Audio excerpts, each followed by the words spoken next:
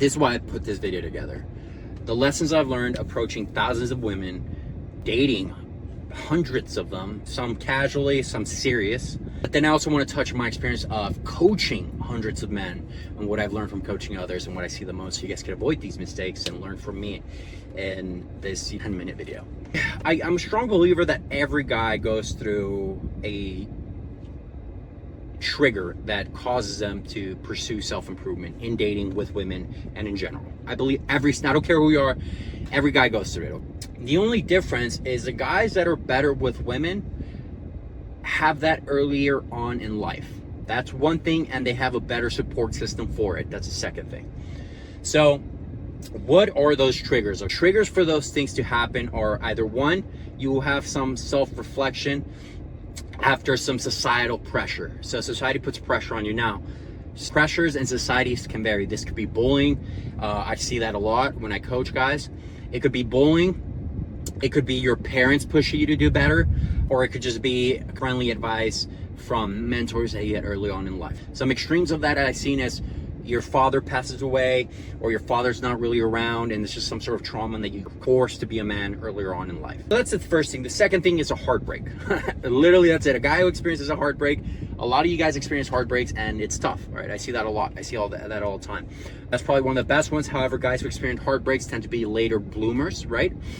Just because you usually have serious relationships probably after your 20s, even into your late 20s. I see that a lot. So the biggest takeaway from me, from a perspective, is that it doesn't matter what you say, it only matters how she takes it. Pause. Let me explain that again. It doesn't matter what you say, it only matters how she takes it, how she interprets it, how she feels. What you say doesn't fucking matter, guys. It really fucking doesn't. The only thing that matters is how she interprets what you said, how you make her feel. And I knew that from an early age. So you can say something nice to her, but if you know the modern age of, oh, he gave me the ick, well, gave her the ick. It doesn't matter what the fuck you say. You could be the nicest guy out there, but it doesn't matter. So learning that is huge, because then that opens a world, that opens a can of worms, that opens a world where you start thinking, if it only matters how she feels, how should I deliver it in a manner that she feels great and attracted to me? And a lot of dating coaches don't understand that. They think women are just like, oh, that's a linear system, 3-step, this, and if she comes up with an objection, you plow through it or some bullshit. That's not how it works.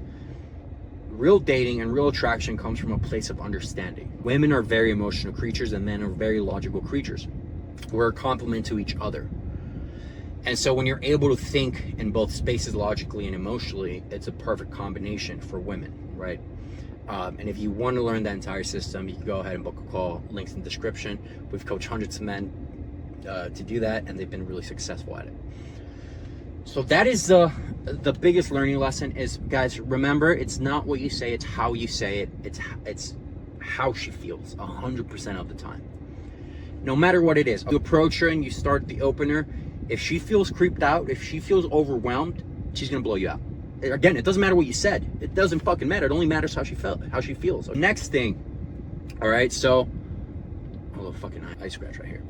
The next thing is, it doesn't matter, again, it doesn't matter what you say. Another example, let's say you actually talk to her for 20 minutes, but then you ask her to come back home with you, or you find a way to get her back to your place, but she feels like a total slut. She doesn't want to feel like a total slut. At least not yet, right? Behind closed doors, after you banged her once or twice, sure, she wants to feel like a slut. Maybe she's kinky. But in general, she doesn't want to feel like a slut at the beginning. Are you making her feel like that? She doesn't want to feel like she was just another girl. All right, so feelings are more important than what you say. And that's why this whole, I know a lot of pickup coaches, I'm not gonna name any names, but if any pickup coach tells you, I know, very logical way, a step-by-step system, and my verbal game is really good. Say this verbal and it's gonna change her mood with this verbal. Fuck that shit. That shit does not work. A good dating coach, a good coach that understands women will tell you how to understand what she's feeling at any given time. Biggest learning lesson. And I teach that to my guys, and everything we teach is very different. That's why one of the biggest things we teach is when our guys actually start learning women start closing them. Women start escalating on them because they're truly attractive. Brag end. I just love my students, and I love our system so much because it's true to women. It's true to understanding women and who they are.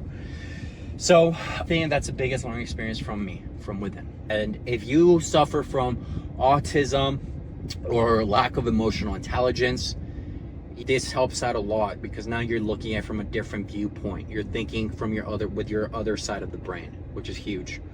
Now, also that leaves a huge space for manipulation and kind of the dark arts. So I'm not going to dive into that because I don't want you guys to use that to your advantage or for evil. That's reality. Now, this is what I've learned from coaching hundreds and hundreds of men. All right. And this is actually, you guys are not going to believe this, but the number one thing that I see guys constantly do is self-sabotage.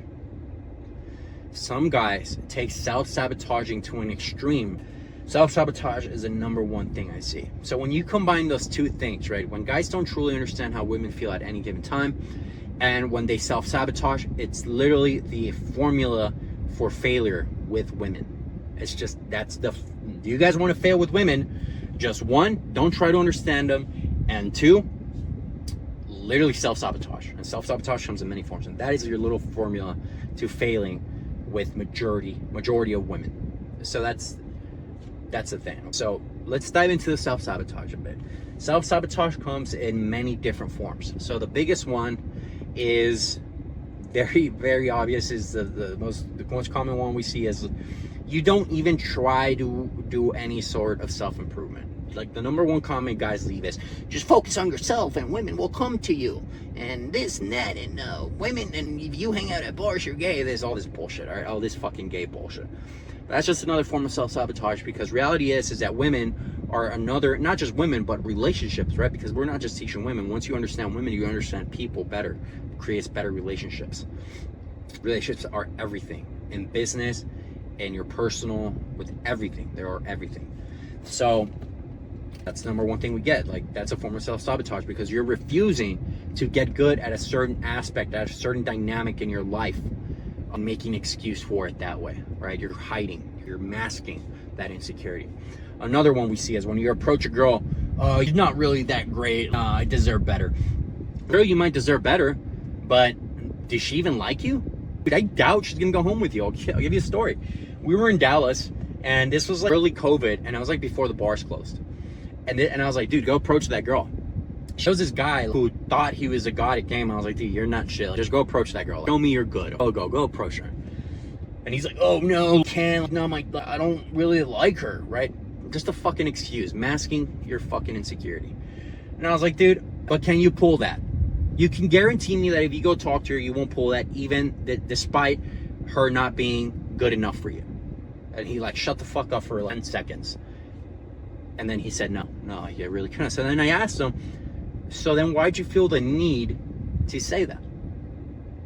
And at the end of the day, right, we came to the conclusion that he was afraid of failure and rejection, and he was just masking it by saying that, right? So that's probably one of the most common ones, the most obvious ones that we see all the time.